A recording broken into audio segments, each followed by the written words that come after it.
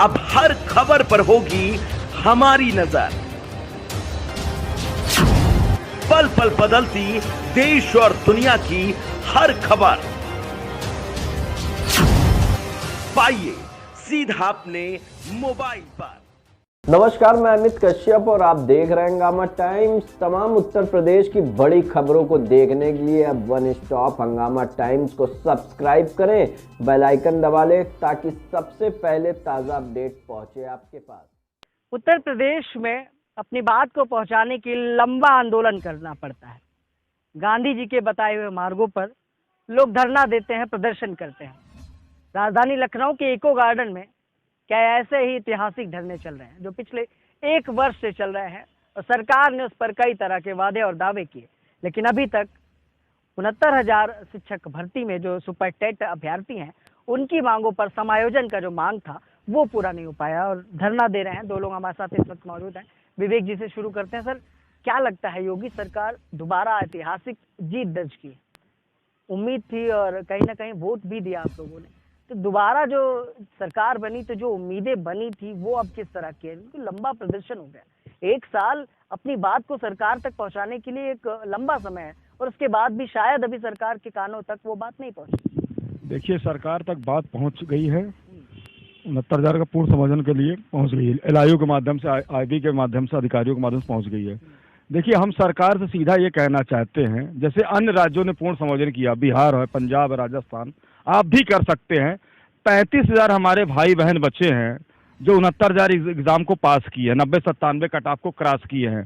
आपके पास सीटें हैं, अब योग्य अभ्यर्थी हैं। अब BEड वालों को आपने 10 साल में एक बार मौका मिला, 20,000 अभ्यर्थी ओवरेज हो रहे हैं, तो आप क्यों नहीं पूर्ण समायोजन कर देते? अगर पूर्ण समायोजन कर देंगे तो सरकार भी खुश रहेगी और अभ्यर्थी भी खुश रहेंगे। 69,000 एक ऐसा मुद्दा था जिसमें मैक्सिमम विसंगति हुई थी। पेपर आउट, आंसर की वायरल, आपने हिंदी जैसे में तीन क्वेश्चन सही थे, हिंदी के तीनों में आप आउट ऑफ सिलेबस कह के दे दिए।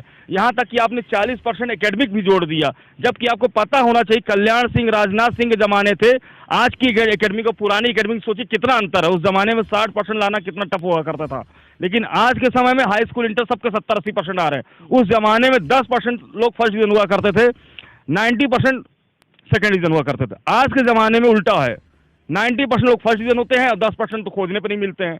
तो सोचिए क्या कंडीशन रहेगी सरकार।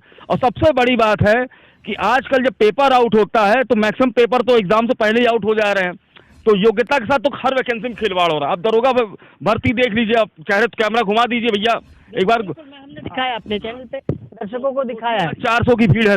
इनका पेपर आउट नहीं हुआ, इनके साथ इनके वैकेंसी में योग्यता के साथ खिलवाड़ नहीं हुआ। सरकार को चाहिए कि कुछ ऐसे नियम कानून बना दें कि योग्यता के साथ खिलवाड़ ही नहीं होना चाहिए। आप पुराने सेंटर को, एग्जाम को क्यों सेंटर दे रहे हो? आप नए सेंटर बदल दीजिए। मुझे याद है कि 69,000 का जब एग्जाम हुआ था तो एक सेंटर ऐसा था, पेपर में निकला हुआ था, मैं नाम नहीं बताऊंगा सेंटर का, सबको पता है। 400 में 392 अभ्यर्थी सोचिए पास हैं। सोच लीजिए, सिर्फ 8 अभ्यर्थी से फेल थे। और अगर 8 अभ्यर्थी आंसर की में याची बने होंगे, अगर वो पास हो जाएंगे तो 100% अभ्यर्थी उसमें पास हो रहे हैं। इसका मतलब है कि नकल हुई है वहाँ पे। अच्छा, लेकिन अभ्यर्थी तो पास हो रहे हैं। हाँ। लेकिन क्या लगता है पिछले 5 साल के कार्यकाल में सरकार क्या एक भी भर्ती सही तरीके से करा पाई? जी बिल्कुल नहीं करा पाई। मैं साफ शब्दों में कहता हूँ, मैं झूठ नहीं बोल पाऊंगा।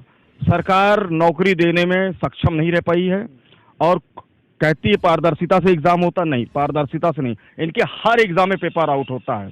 और कहीं ना कहीं मानता हूँ योगी आदित्यनाथ जी ईमानदार हैं, लेकिन उनके सिस्टम के अधिकारी हों चाहे जो भी हों वो ईमानदार नहीं है। मान के चलिए 80। क्या लगता है मुख्यमंत्री का बस नहीं चल रहा है क्या उन अधिकारियों पर, या दोषी जो अधिकारी हैं उन पर अभी तक जांच होकर 1 साल में कार्रवाई नहीं हो पाई? मुख्यमंत्री जी को चाहिए कि बिल्कुल जांच करें और कड़ी से कड़ी कार्रवाई करें, और खास तौर से नकल माफियाओं पर तो नकेल जरूर कसना चाहिए। खास तौर पर एग्जाम से पहले नकल माफियाओं को तो देखा जाए एकदम नजरबंद कर देना चाहिए। कैसे करेंगे? उन्हीं के पार्टी के नेता और राजनीतिक लोगों का विद्यालय होता है, यूनिवर्सिटी होती है और इस तरह के केंद्र होते हैं जहाँ इस तरह के कोर्स कराए जाते हैं। देखिए, सिस्टम को सुधारने के लिए सख्त नियम कानून बहुत जरूरी है। अगर सख्त नियम कानून नहीं होगा तो हर वैकेंसी में योग्यता के साथ खिलवाड़ होगा। आपको चाहिए, राजनीतिक नेता हैं, उनके विद्यालय को आप सेंटर दे रहे मत दीजिए। आप सिद्धांत और नियम से कोई समझौता मत करिए, सीधी बात है। नए विद्यालयों को मौका दीजिए, ऐसा नियम बना दीजिए कि अगर नए विद्यालय को आप सेंटर में दे रहे हैं एग्जाम मौका, तो उनको सीधा बोलिए अगर आपके यहाँ से पेपर आउट होता तो उसकी जिम्मेदारी आप। पूरे सेंटर बदल दीजिए यूपी के, हर जगह एग्जाम में हॉल में आप कैमरा लगा दीजिए ताकि नकल ही ना हो सके। एसटीएफ हो चाहे पीएससी वाले, सबको एकदम हर कमरे में बैठा दीजिए। मैं देखता हूँ कैसे पेपर आउट होता है हर एग्जाम में, और अगर पेपर आउट होता तुरंत उसको रद्द करिए। मायावती की तारीफ करता हूँ, मायावती जी की, उनके प्रशासन में बहुत सख्त नियम कानून था। पेपर मुझे नहीं लगता जल्दी पेपर आउट हुआ करता था, अगर आउट होता था तो वो तुरंत कैंसिल करती थी।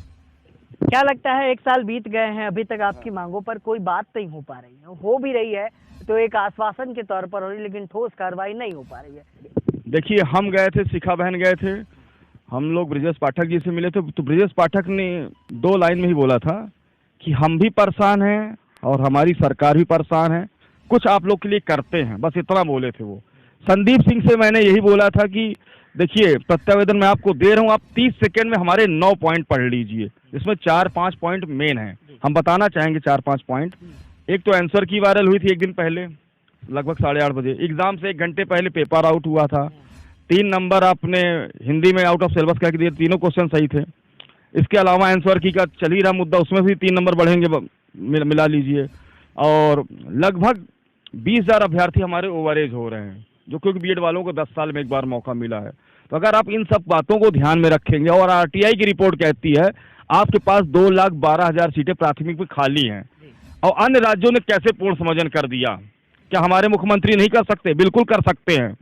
अधिकारी ही गुमराह करते हैं, कुछ न कुछ दांव पेच कहते हैं कि टेक्निकल इशू है, कोर्ट केस चल रहा है।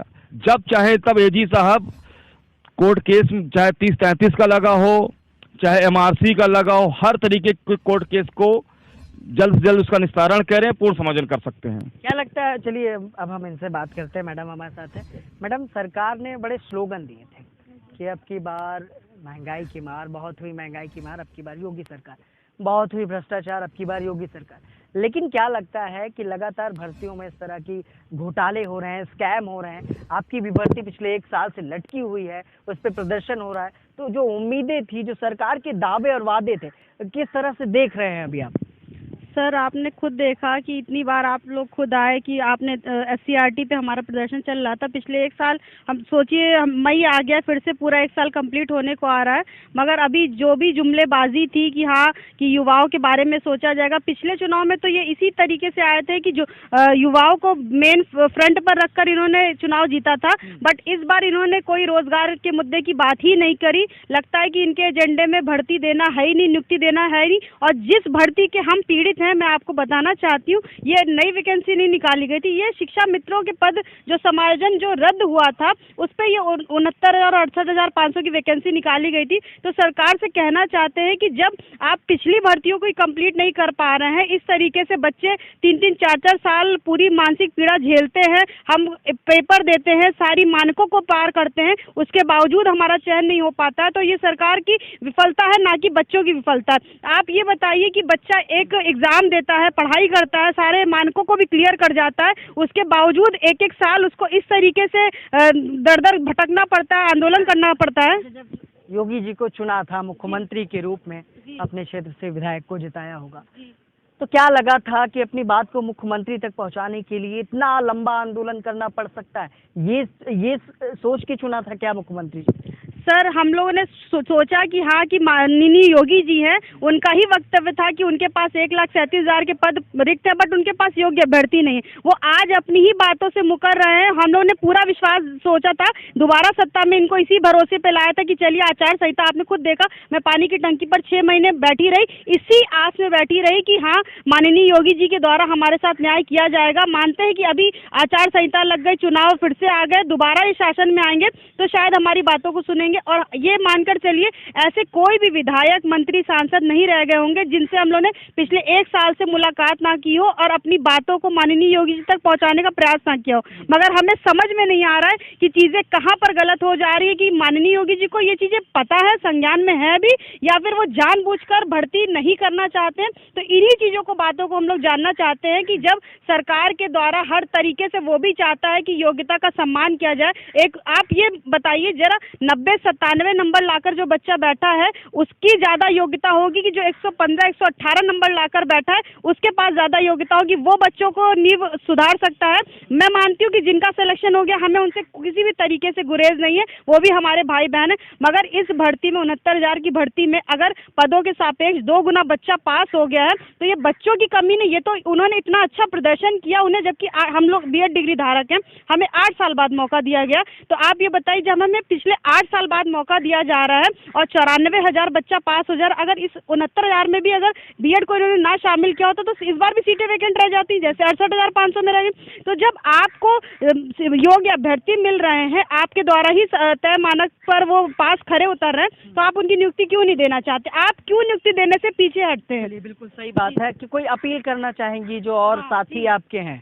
सर मैं यही कहना चाहती हूँ कि हमारा 26 मई को मैंने बताया महाधरने की डेट रखी गई है। आप हमारा देख रहे मुद्दा संपूर्ण समायोजन का मुद्दा हमने उठाया है कि जितने भी सुपर टेट पास में अभ्यर्थी रह गए उनका समायोजन किया जाए, क्योंकि आप खुद देख रहे हैं कि बच्चा दर दर भटक रहा है, इतना मानसिक पीड़ा को झेल रहा है, पास हो रहा है, सारे चीज़ों को क्लियर करके बैठा है, एक नहीं दो परीक्षाओं को क्लियर करके बैठा है, फिर भी उसको नियुक्ति नहीं मिल रही है। तो मैं चैनल के माध्यम से सरकार तक अपनी बात ये पहुँचाना चाहती हूँ कि कब तक इस तरीके से हम लोग का अपमान होता रहेगा, हम लोग की बातों को नहीं सुना जाएगा।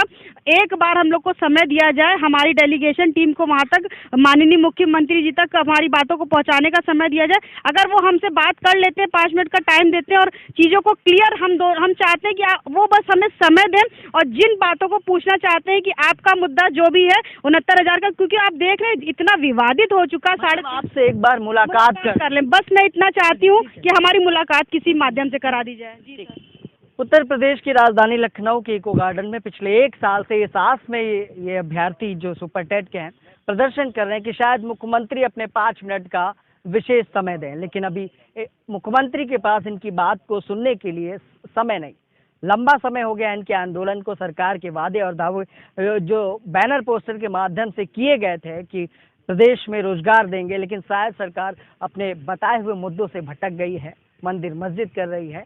और जो मुद्दे थे, जो समाज के मुद्दे थे, जो बेरोजगारी था, जो बड़ी समस्या पूरे भारत में है, बेरोजगारी उत्तर प्रदेश में सबसे ज़्यादा है, और आज राजधानी लखनऊ में इस तरह से प्रदर्शन भी कर रहे हैं और लंबा समय लगता है अपनी बात को यहाँ मुख्यमंत्री तक पहुँचाने के लिए। लेकिन देखने की बात है कि सरकार आखिर सुपर टेट जिसकी नियुक्ति, जिसकी समायोजन की मांग को लेकर यहाँ अभ्यर्थी पिछले 1 वर्ष से इस आस में बैठे हैं कि शायद योगी जी को तरस आए और उनकी बातों को, उनकी मांगों को वो पूरा करें।